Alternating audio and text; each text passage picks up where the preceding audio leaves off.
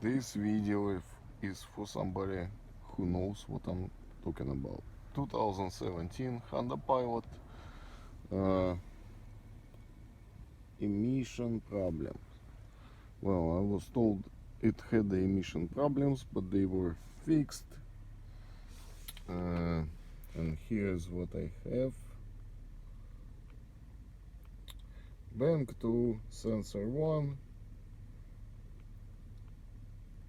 Well, and of course, bank 1 is just clogged up. And guess how the problem was resolved on the easy to get to bank number 2. And this is just for somebody who knows what I'm talking about, just to have fun. Can you see a spacer on the number 1 sensor on the second bank?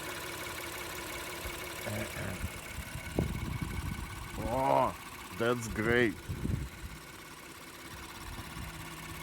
Now I'm gonna have to look for the electrical problems that they suspect.